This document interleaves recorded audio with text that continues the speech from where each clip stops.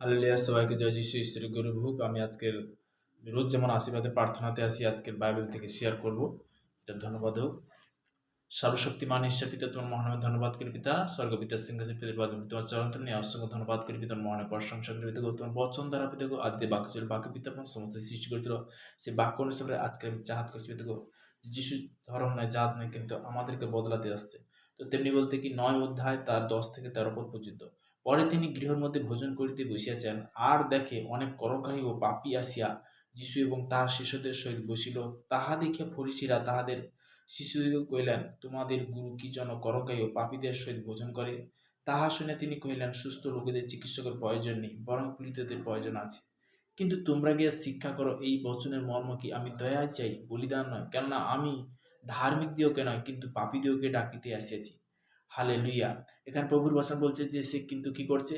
পাপী দিওকে ডাকতে আসছে। কে? যে যিশু, কিন্তু তিনি কি ত্রাণকর্তা, তিনি উদ্ধারকর্তা। যে তাকে গ্রহণ করে অনন্ত জীবন পায়। হালেলুইয়া। আজকে বলতে কি ক্যান্সার ভালো হচ্ছে, প্যারালাইসিস ভালো হচ্ছে, বাবা কথা বলছে, অন্ধ দেখছে, ল্যাংড়া চলছে, বিভিন্ন রোগগ্রস্ত থেকে পরিত্রাণ পাচ্ছে, বিভিন্ন বিপদ থেকে উদ্ধার পাচ্ছে। তো তেমনি যে তাকে গ্রহণ করুন। হালেলুয়া।